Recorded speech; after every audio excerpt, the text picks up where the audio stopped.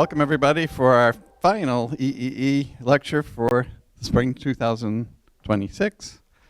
Today we are lucky to have Whitney West Poss. She's been in banking for 15 years. Prior to joining Community Bank, Whitney was a branch manager at Bar Harbor Bank and Trust. In her spare time, she enjoys spending time with her husband Travis and her rambunctious 4-year-old son Parker, as well as her horse, Sal. When she is not with her family, she can be found at the beach, skiing on a mountain, or playing croquet and bocce. Let's please welcome Whitney West Poss. So Dave gave you a little bit of an introduction about myself, but I've prepared an agenda for you, so you get to hear a little bit more about me in the beginning. So today we're going to go through an introduction. We're going to go through some red flags, top 10 common scams, tips for avoiding some common scams, ways to protect yourself, and then we'll wrap up with a question and answer at the end. If at any point you guys have any questions, please do feel free to ask them. I know if I think of a question when someone's talking to me, I forget it. So just raise your hand and I'll call on you if need be. So just a little bit more about myself.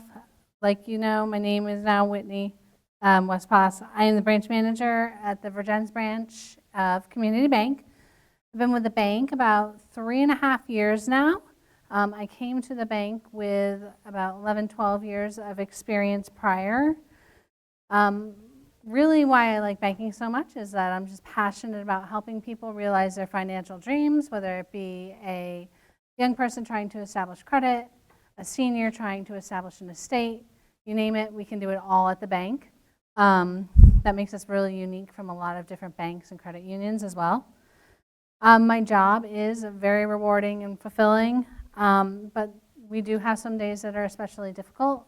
Some of those days include irate people that just don't think their bank is working well for them, or also, unfortunately, we do see a lot of fraud, and that is probably the most difficult part of my job, dealing with people that have been scammed, because sometimes we can't really get their money back, and that's heartbreaking for me. So hopefully I'll be able to give you some tips today to help you mitigate those risks or recognize when you're being scammed. So by a show of hands, do you know someone who has been scammed? Okay. Have you ever been a victim of a scam? How'd that make you feel?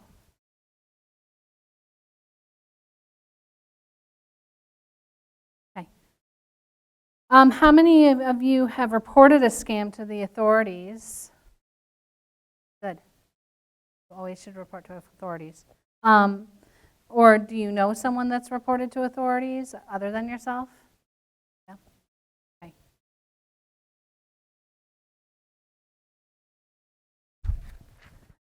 Why do you think that some older adults, this isn't on the slide, but why do you think some older adults don't report financial exploitation? That's a big one. So that's actually the first one on my list, shame and embarrassment. Many people are ashamed to admit that they have been financially exploited. I want to stress you should never feel ashamed or embarrassed. These scammers are super savvy and they know how to prey on your emotions. So never, ever, ever feel embarrassed by that.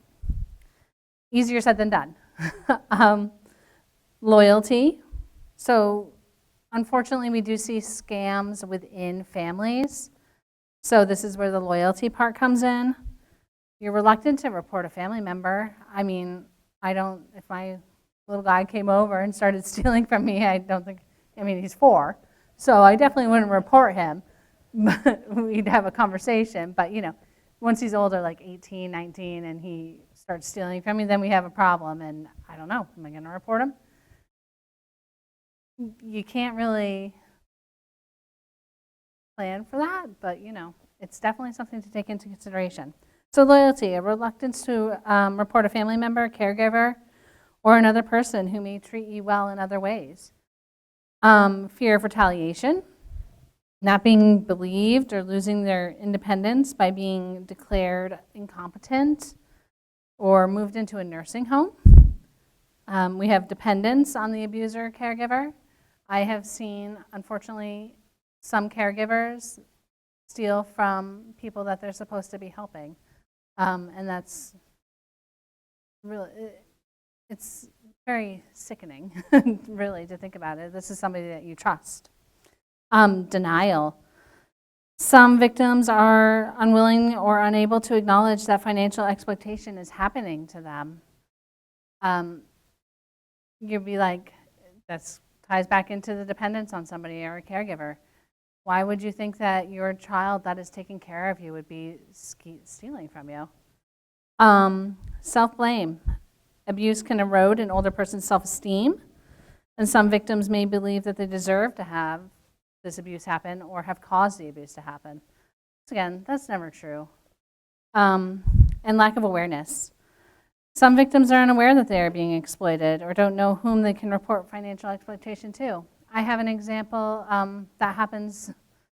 I have one customer that comes in to visit me, and she's always trying to send money out to a partner because they say they need a new car, or they need car repairs, or they need a rental deposit down payment for their house that they're living in. And she's constantly trying to send money to them. But, you know, we have protections at the bank where we go through questions and ask her a multitude of questions. Finally, because we are fairly certain she's being a victim of fraud, we have started to deny her requests, which we can do. We don't like to do, but we can do. We are trained to kind of sniff these situations out as well. So who falls victim to fraud? Everybody. Seniors tend to be preyed upon and targeted by fraudsters most frequently. There are some reasons why. Accumulated assets, so fraudsters believe that older adults have substantial savings. That's not always true. I mean, maybe it is, but not always. I see plenty of seniors that live Social Security check to Social Security check, so they don't necessarily have that nest egg. Trusting nature. Many seniors are raised to be trusting, making them vulnerable to scammers who pose as either bank officials or government agencies. Do any of you feel that you were raised to be trusting? Or, I mean, my generation is very skeptical. We're kind of cynics, unfortunately. But, or maybe that's just me. But many of the older people that I know are very trusting.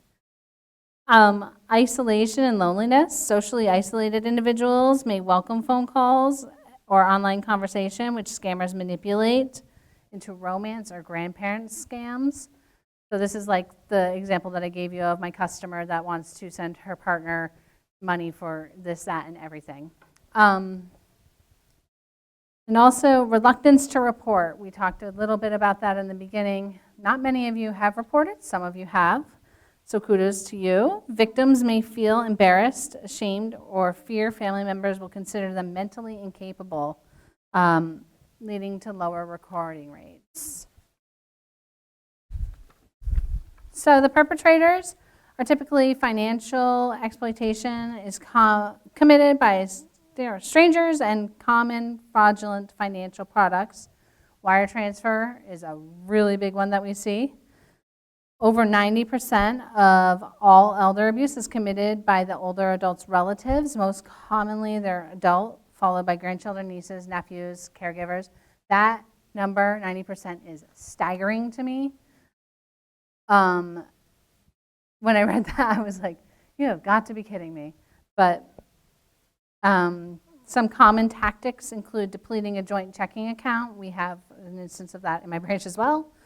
Promising but not delivering care in exchange for money or property, theft, and even other forms of abuse, including physical threats, intimidation, neglect of basic care needs. So just a little bit more information on who they are. We've kind of gone over this, but we just want to make sure that you are looking in the right places for scammers. Family members and caregivers, friends or neighbors. Persons with power of attorney. I don't know how many of you have a power of attorney on your accounts, but make sure that they are somebody that you trust without a shadow of a doubt. Telephone and mail scammers, financial advisors, internet scammers, that's a huge one too.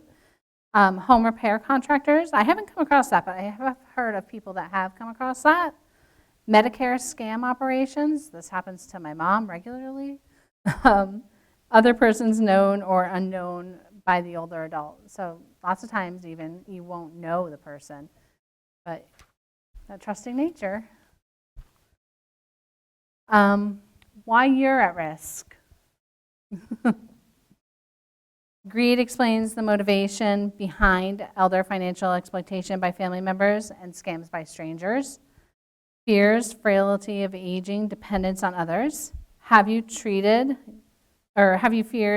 that your funds will run out during retirement? You're not alone. This is very common. Isolation is a risk factor. Feeling lonely due to isolation can lead you to seek companionship through internet chat rooms or social media. Not all people you encounter are going to scam you, but some definitely will, unfortunately.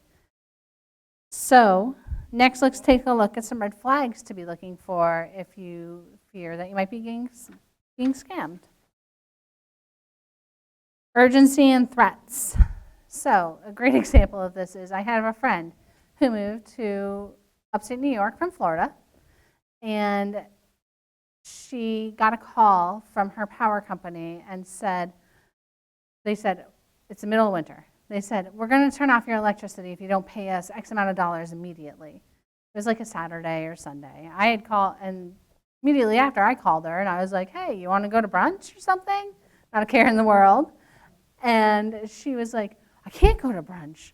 My electricity is going to be turned off. And I was like, well, why is your electricity going to be turned off? She's like, because I haven't paid my bill. I was like, well, have you? And she's like, yeah, I'm pretty sure I'm up to date. I was like, okay, well, first of all, they're not going to turn your electricity off in the middle of winter. I think that's illegal. Secondly, like, how are you going to get payment to them on a Saturday or Sunday, whatever day it was? And she's like, well, they told me to go to Walmart and buy these green dot money orders.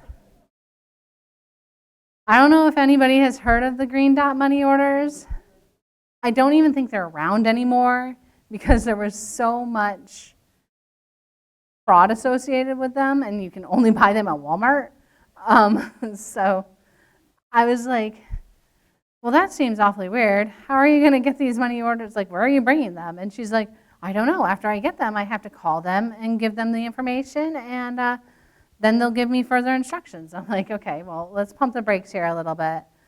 I'm like, being in banking, I'm like, I don't think that this is really a legit fear. You need to call your electricity company first, and if you are behind, they're willing to work with you on a payment plan if you can't pay it all up front, but they're certainly not going to be asking you for green dot money orders that you can only buy at Walmart.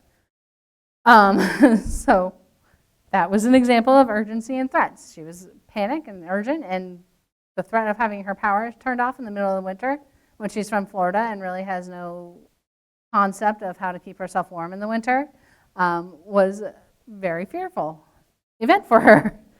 Unusual payment methods. So you pay me to get money from me. I have another customer that wires money out constantly because she's going to, like, thousands of dollars at a time, but she's going to be paid millions of dollars. She's won the jackpot. She's getting millions of dollars deposited into her account any day.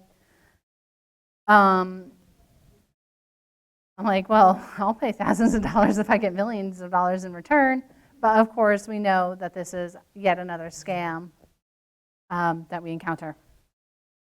Requests for personal information. This one is common with Medicare and Social Security. Medicare will call you and be like, what's your number on your card? And you'll be like, well, shouldn't you have that? And if it is a scammer, they get awfully defensive and try to pry that information out of you anyway. Social Security, one thing to note, Social Security will never, ever, ever, ever call you and ask you for your Social Security number. Never give it to them. You can give it to them if you call them at a verified number, but don't ever answer any of their questions like that. Too good to be true offers. That's kind of like the money one where you pay $1,000, you get $1 million back. Secrecy and isolation. This one is interesting. This is really running rampant right now. Fraudsters will call you and they'll tell you, like if you go into a bank to do a wire to them, they'll tell you, they'll coach you. They'll actually coach you, and people listen to it. I mean, I just had an instance the other day where it happened, and I almost sent the wire out. Luckily, I didn't. But, you know, they're being coached, and I'm asking them the questions to see if there is a fraud risk, and I'm getting very vague answers in response. So if they're saying like, oh, the bank's going to ask you this or that or the other thing, that's a good way to know that you're being coached and kind of being told to do something that's a little bit shady. Unexpected solicitations. People will have no shame and will just call you out of the blue. They'll pick your number out of somewhere. They think that you might be their golden ticket, and they'll call you and they'll just speak to you for a long time, make you believe that you guys are best friends, and next thing you know, you're out however much money they've asked for. Romance scams. We see a lot of those. I saw a lot of them with a couple of older people when I worked in New York. They were 110% convinced that this person loved them, and that's just such a horrible way to go about trying to get money. I mean, yes, your children, nieces, nephews, grandchildren, stealing from you is horrible, but this person has actually genuinely developed feelings for you, and the scammer turns around and is like, I don't care about their feelings, I just want some money. And poor communication quality. So what we mean when we say that is, does the person have a heavy accent? Does the person have a line that is really staticky? Is there a ton of background noise? All those are examples of poor communication quality. Also just like double talking and talking around in circles to try to confuse you or get you to buy into whatever it is they're trying to sell you. Next, we'll go over some of the 10 most common scams that target older adults. So, next slide, please. Social Security impersonation scams. We talked a little bit about that already. Somebody calls you from the Social Security office, is like, what's your Social Security number? Say, well, why don't you tell me? Romance scams, we just talked about that a little bit. Telemarketing and robocall scams, that's where you're going to get a lot of your people trying to coach you into doing things for them at the bank, and you know, they're going to talk to you about how you should answer all of our questions. Investment schemes. So, you know, you have a nice young man coming to you and he's trying to bring internet to some remote area in the world, and he wants an investment from you. You're like, this is a wonderful thing that he's doing for these areas. I'm going to give him some money. And then you never get any updates. You never hear anything from him. Your money's gone. You can't find it. It's not helping whomever you thought you were helping, though. Tech support and internet fraud. Think you're on your computer and you get a message pop up and it says, oh, this is Microsoft contacting you. We've detected a virus on your computer. This happens more often than not. Yeah, oh no, you're good. You're a good group. So they come up and they're like, we've detected a virus, and they call you, and next thing you know, they're getting all this information from you. They're logging into different accounts on your computer. You're giving them everything because you're like, oh my goodness, my banking is on my computer. Like that could be compromised. That's not something you want compromised. So that's something that we do see quite commonly. If you do get that type of scam though, I don't know, not all banks do this, but take your computer to a like Geek Squad, or if you have an Apple, like that Small Dog Electronics, take it to somebody that can scrub your computer and get those viruses off your computer, because they have now implanted spyware or malware on your computer. So just be careful and take it to somebody to get it scrubbed. You can do that with your phones too. I just learned recently. We also see funeral and cemetery scams. I personally have never seen one of those, but I'm sure that they are out there. Medicare and Medicaid fraud, we've talked about that a little bit. Home repair and contractor scams. This is one that I have not seen before, but I have heard about before. Sweepstakes and Jamaican lottery scams. That's kind of like what we were talking about before. How many of you have ever gotten that voicemail on your phone and it's like, beep, and it's that, you've won a cruise to Jamaica. The first time I got that, it hasn't happened for a little while, but the first time I got that, I was like, cool. I didn't even know that I applied for this Jamaican cruise, but no cruise was had by me. And then the grandparent scam, which is, like I said, one of the ones that really is just devastating. Now we'll go over some ways to avoid some of these common scams that you may encounter.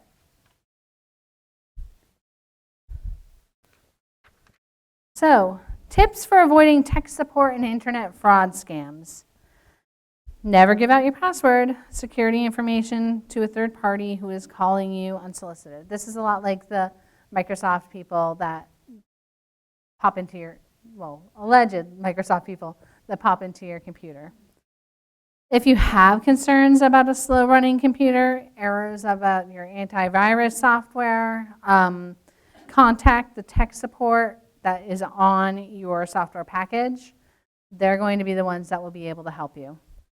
And then sometimes, like we discussed, there are some local computer tech companies in your area that can help. Geek Squad, Small Dog. In Middlebury, we have one called Tech Medic. You can also contact the Better Business Bureau to find a reputable tech support specialist. Tips for avoiding funeral and cemetery scams. Never agree to anything over the phone until you've had a chance to read it in writing. Never agree to pressure sales. That's the person that's like displaying a sense of urgency. Get everything in writing, take it home and review it. And then check out the business with the Better Business Bureau. If someone states they represent an organization your loved one did business with, tell them that you want to see that in writing for your review.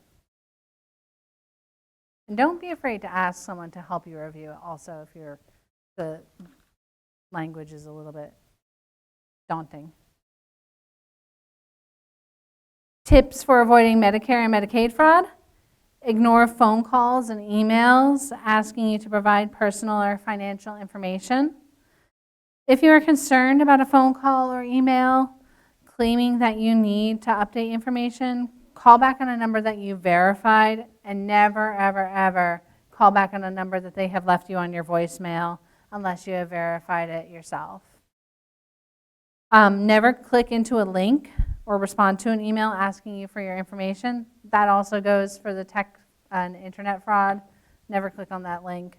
You know all about pop-ups, I'm sure, and you get these crazy pop-ups on your computer too, like I do.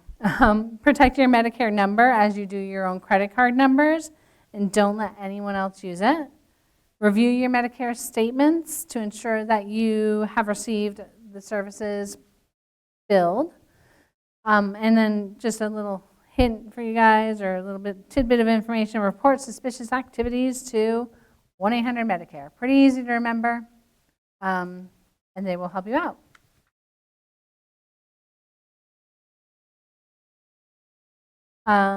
Tips for avoiding home repair contractor scams.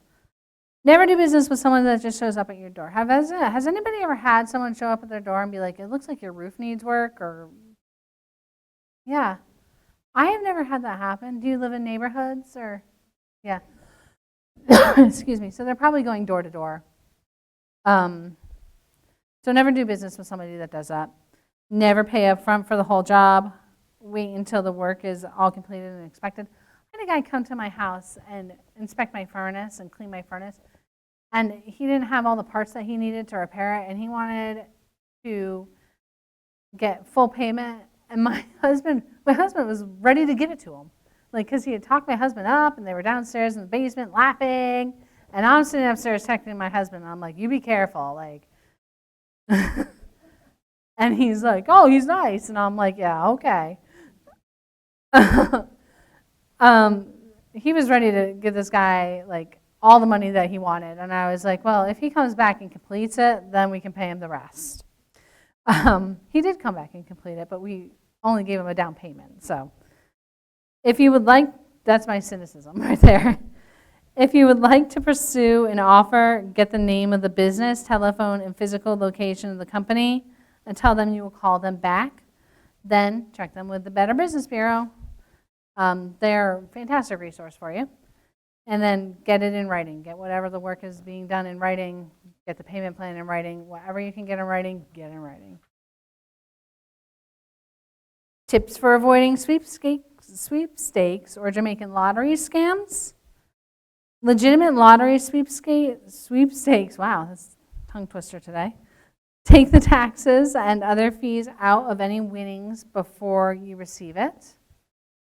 You can't win if you didn't play. And this was an interesting fact that I just learned also. U.S. citizens can't play and win foreign lotteries. It's illegal. I've never had the opportunity to play a foreign lottery. Good thing, because I probably would have played it, and I would have been doing something illegal. Tips for avoiding grandparent scams.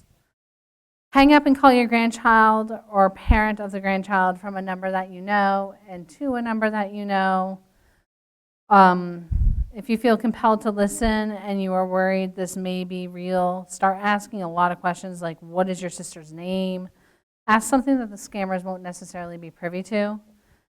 Some families will also set up a password that they only know and that the family only knows, so you can ask for the family password as well.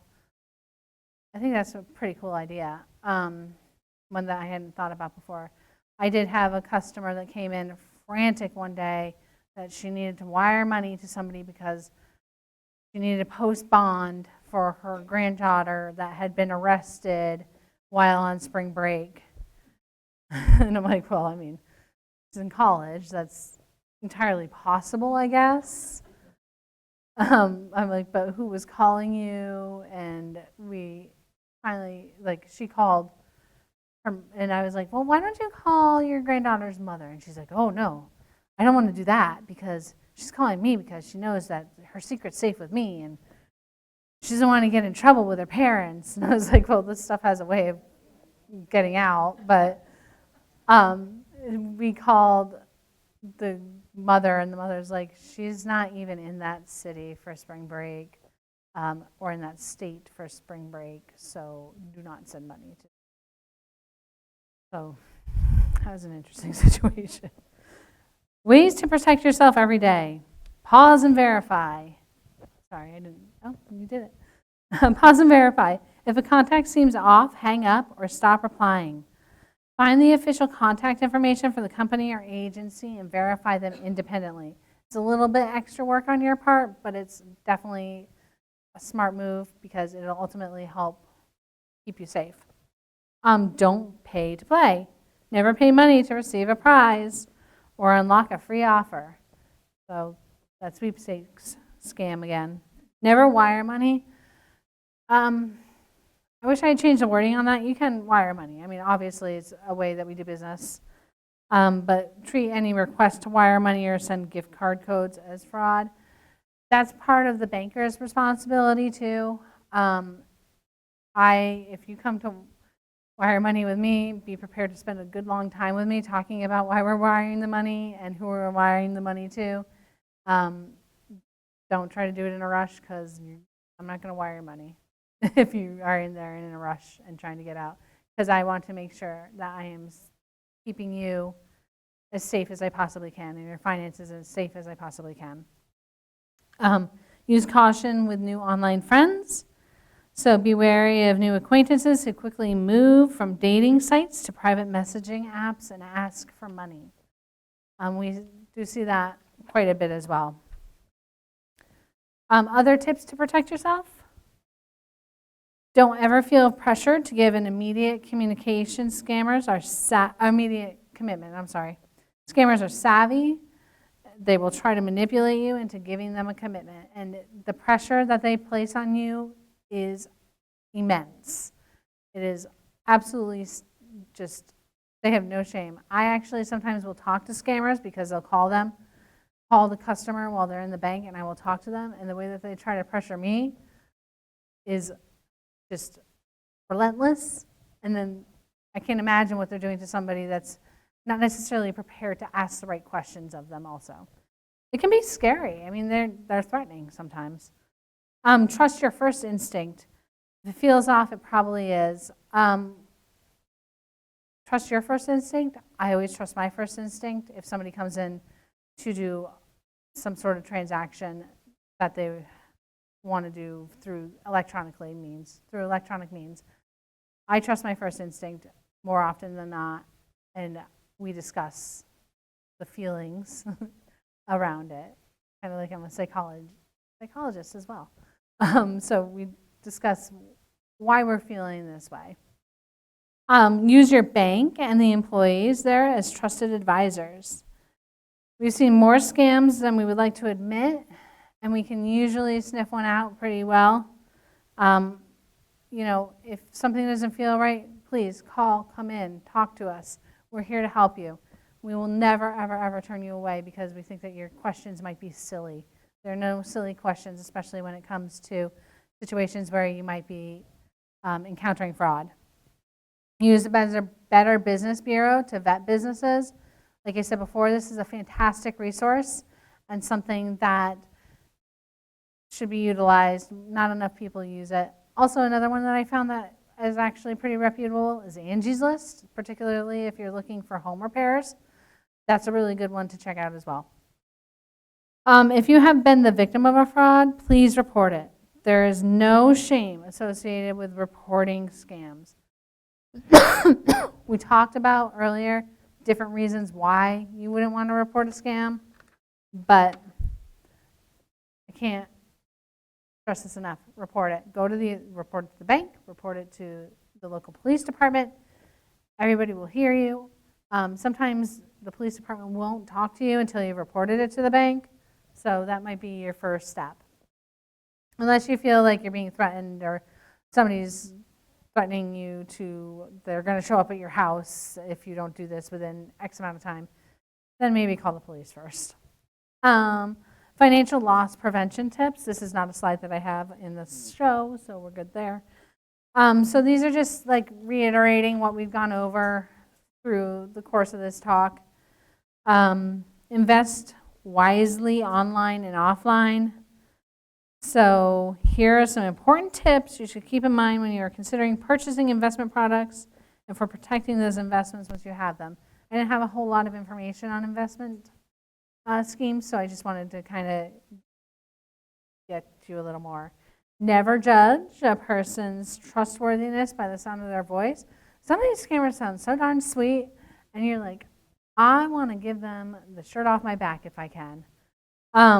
They're not.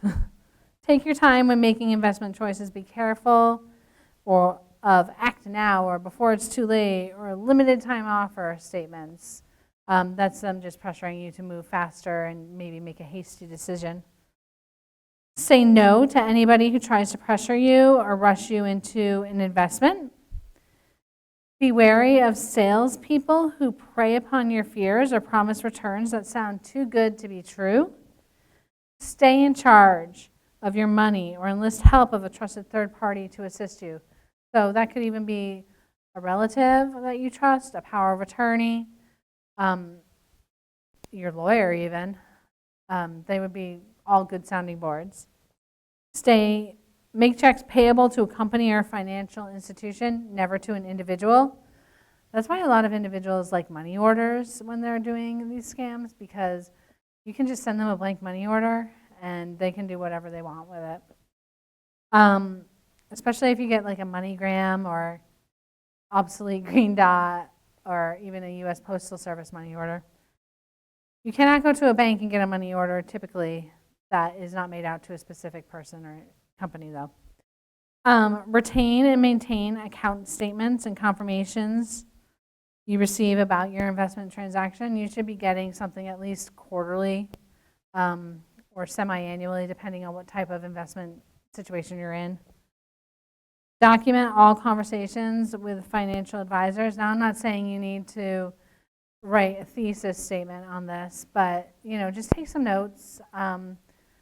Reputable ones will give you a lot of information as well. Take the time to read them. They are very boring, but they are but they have a lot of pertinent and helpful information in them. Take immediate action if you detect a problem. Time is critical, so don't be afraid to complain. Come into the bank. We will help you. Call the bank. We will help you.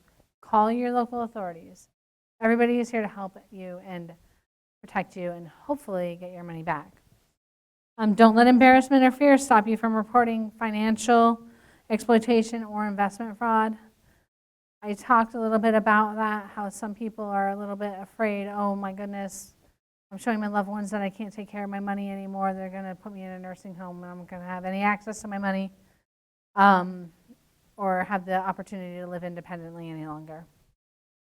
Don't put all your eggs in one basket. So this has a couple facets to it. From an investment standpoint, divide your investments among different asset categories such as stocks, bonds, mutual funds, and then cash also held in FDIC insurance accounts. So what FDIC is you get up to $250,000 of protection on your account for anything that is eligible to be insured. So CDs, savings, checking, money market accounts, but stocks, bonds, mutual funds aren't that. From a banking side and not just purely an investment side, I have a lot of people that love to shop online using their debit card associated with their checking account. I've probably opened a second checking account for about 90% of my customers because they will just use that one debit card and all it takes is one time for that fraud to happen. And now we've got to change everything out and they have no money left to pay their rent or their mortgage because they bought something off of Temu, like that $20.99 weed whacker I saw the other night. And Temu, or somebody not as reputable as Temu, has taken all their money and they have no money left for the rest of the month until they get their Social Security payment in this case. So it's very important to open that second account. I have lots of people that just have a dedicated online shopping account, and as they make a purchase, they replenish that from their primary checking account that they pay all their necessary living expenses from. So that is what I have for you today. We have lots of times left for questions and answers, so fire them at me. Yes?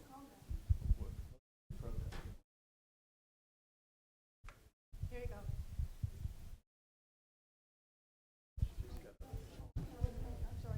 So I think this might be helpful to people. Okay. I went to a gerontology conference Monday at UVM, and they had an excellent presentation, very much like yours and these things, but they emphasized you can call the FBI, and you should call the FBI, because a lot of these scammers are in various states and even various countries. Yes. And so they can look at trends. And they have a thing called RAT team, which is like recovery asset team. If you call within 72 hours of some of these banking things, they've gotten maybe 60% of funds back. So I would never have thought of calling the FBI. I could think about the bank, I could think about the local people, but the FBI, and they really emphasize that that's important thing to do. That is something that I have heard as well.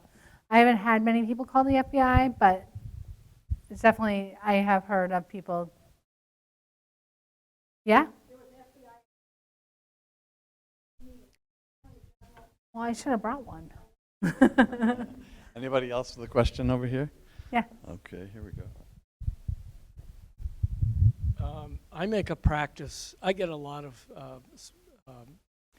scams by email. And I make a practice of clicking on the email to see the original source, the sender. And they are so unsophisticated when it comes to coming up with a name, because usually they're using their personal email address. And that catches easily 90% of the stuff that I get.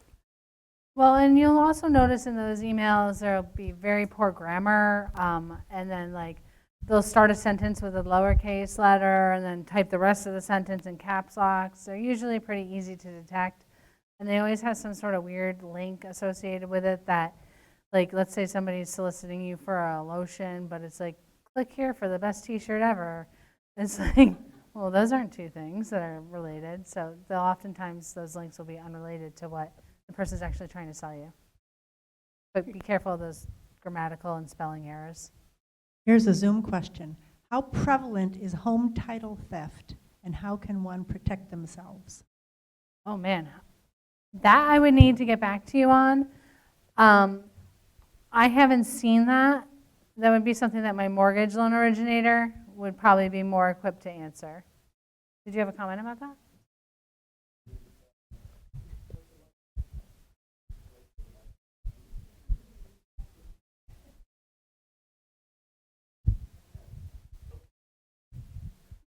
So yeah, I investigated this a little bit.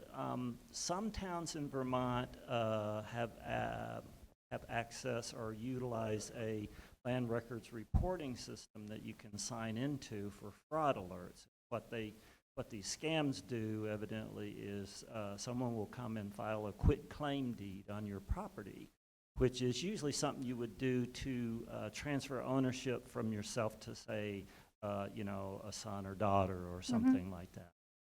But there are fraudulent ones submitted. And so South Burlington, for instance, does have this system in place for property in South Burlington. And so I signed up for it. You can get the link from the South Burlington website and the land records or whatever it is department.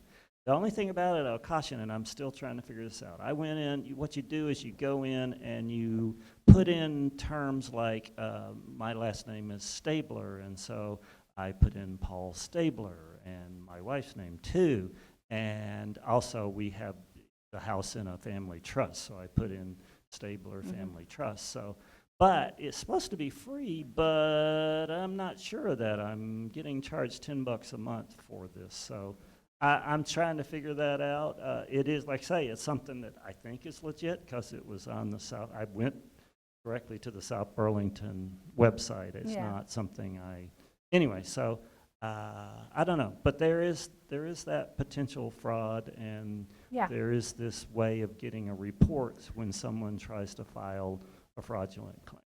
I'd recommend in that instance that you call the South Burlington town clerk or city clerk and say, hey, what's going on with this? Why am I being charged for this? Yeah. Hi. I just wanted to share the fact that, can you hear me better now? Yeah. I just wanted to share the fact that I have been hacked. And one of the things that I do now with my email, if I don't recognize the person or the company, I delete it. I don't even open it up. Yep. Because once you open it up, you're cooked, okay? But because it's in your computer. So if I don't recognize it, it's deleted. Yeah. And another thing that I've noticed is a couple times when I've deleted something, then I'll go into the delete file and it won't even be there. Oh, that I've never noticed Yep. before because Yep. I get those So random. if you don't recognize it, if it's that important, they can send me a U.S. mail. Yeah. I know. Yeah. Here's another Zoom question. Does FDIC insurance protect against fraud as well as bank failure? Yes.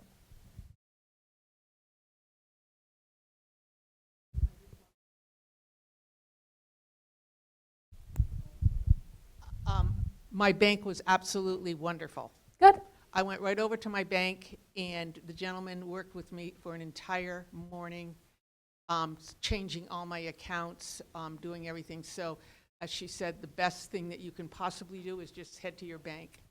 Yeah, and that's like if you've been hacked to that magnitude, that is absolutely something we will do as well. I was supposed to leave for vacation one day at 1 o'clock, and I had somebody fly into my office that had just been hacked crying, and my vacation was delayed 3 hours. But that's okay because we helped the person, and that's ultimately why we're in this business. Would you tell me, if you get scammed, would you tell me step 1, step 2, step 3, what you do? Well, if it's related to banking, step 1 is report it to us. We will get you set up. If we're not open, still call in and come see us first thing Monday morning. No appointment necessary. We will always help you. Step 2, I would say, if it's like via computer, get the computer scrubbed. If it's via phone, get your phone. If it's a cell phone, for instance, get your smartphone scrubbed. Report it to the authorities, especially depending on what type of scam it is. Means that they take off any suspicious, like, people will plant viruses on your computer sometimes that will then impact your, or mimic your personal information. So they'll scan it for viruses and spyware. It shouldn't affect your files. Like if you have Word documents or Excel spreadsheets or something like that, it shouldn't affect your files, but it might. They might take everything off of it because sometimes those files can often have spyware put into them as well. So you can back up your files. Thanks for all your information. It's very helpful. I fell for the toll scam. I just got that the other day. I had gotten it 3 times. Me too. Over a period of several months, but I actually owed, or thought I owed, a toll in Florida. And after I'd gotten it the 3rd time, I thought, well, maybe I really didn't pay it. So I opened it up, but actually, as soon as I got to the web page that it said to go to, I realized, well, not as soon as I got there. I'd already put in my card numbers. But then I realized this is fraudulent. This is clearly wrong. Anyway, I ended up having to cancel 2 credit cards. I felt pretty darn foolish. I reported it immediately to my son. My mom does that too. Who was really the best help. But we learned a couple of things. One is, even though the bank canceled my credit cards and I got new ones, I got scammed again immediately. Well, not scammed, but the card was used again immediately. And my son did a lot of research and found there's this situation where if your number that the scammer has gotten goes into their Apple Pay on your phone, it's not the number that's there, it's what's called a token. Mm-hmm. You must know all about this. The bank, when it authorizes your number on their phone, in their Apple Pay, it's in the form of what's called a token. And the bank, whoever they are, might cancel your card, but they may not cancel the token, in which case it can still be used. Mm-hmm.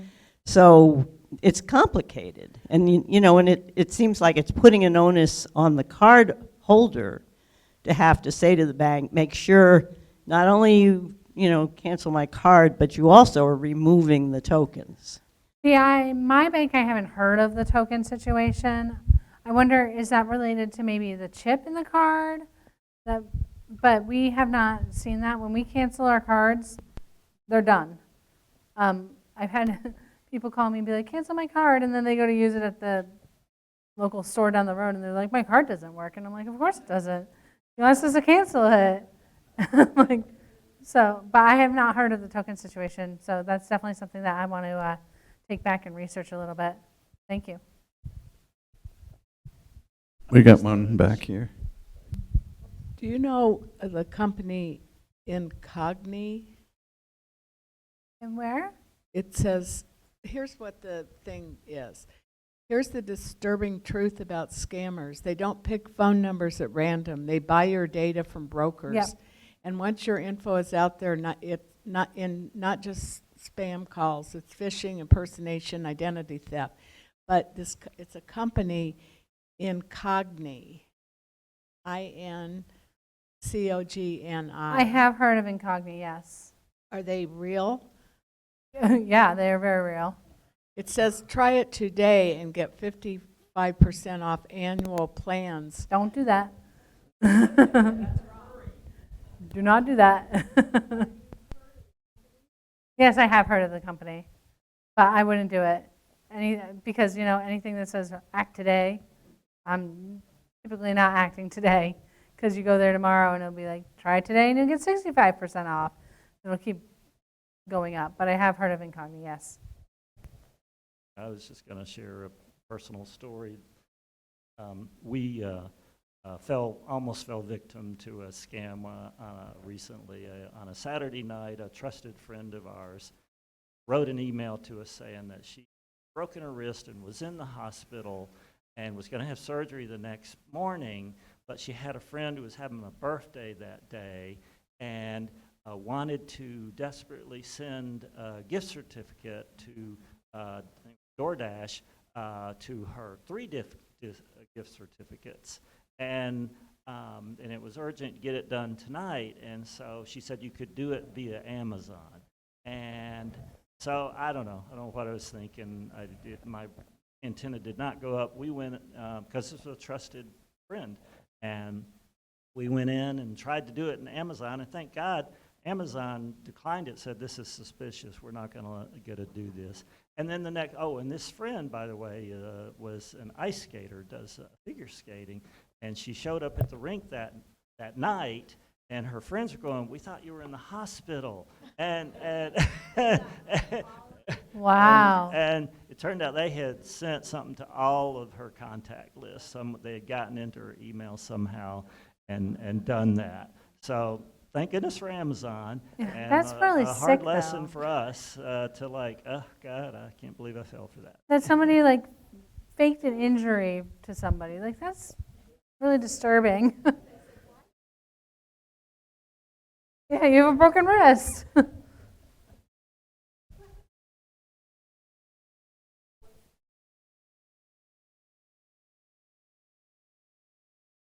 So that would be like Medicare. This is the only phone number that I had, but it was 1-800-Medicare.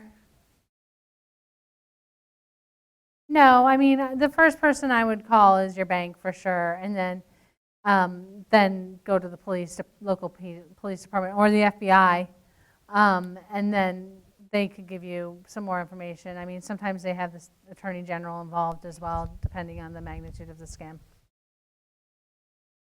So it seems as though there's a difference between a scam and a hack. Is that Yes, correct? for sure. So a hack is when they get into your accounts, Yep. basically. Your credit cards, your banking account, whereas the scam is you kind of buying into the send money to the trusted person via Exactly. Amazon or whatever. So that's a difference, it seems. And it almost seems like it's easier to avoid the scam if you're just strong and know the rules of the road.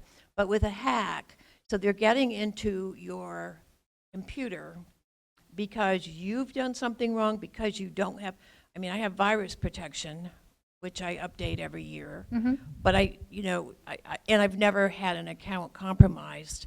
So is that virus protection good enough to protect? I would say so. And also another one is just don't share your login information to anybody. Even no matter how much you trust them, everybody, like let's say you and your partner are on the same account together, you should both each have your own separate logins to that account. Yeah, the other thing I did is I was out of the country recently, and Wi-Fi was available all over, and I just didn't use it because that Wi-Fi, oftentimes the hotel Wi-Fi is unsecured, Yes, so that's they true. can get into that. So my other follow-up question is, I'm a big online person when it comes to banking, when it comes to everything. So as a banker, how do you feel about the safety of online banking? I've never had a problem. What I like about it is I can check my accounts every day and not wait for the mail, which in South Burlington is often 3 or 4 weeks late. And Yeah. I can see what's happening in my account. Yeah, I am a huge proponent of online banking, online shopping. If you're smart about it, then you shouldn't have too many worries. I did something foolish a couple years ago where I was like, I have a big Lilly Pulitzer obsession, and if anybody knows Lilly, they know that the stuff is pretty expensive.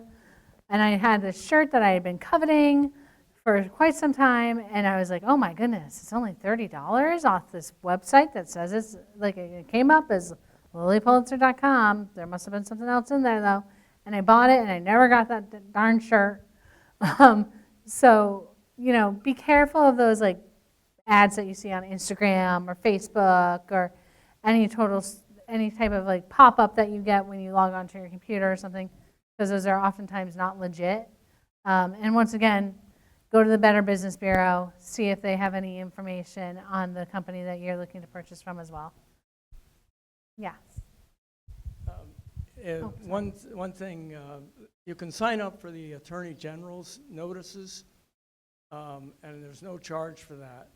And if there's a scam that seems to be going around, especially dealing with either local or state government, they're posing as representative of a governmental institution, they will send out alerts for those. That tends to be very helpful.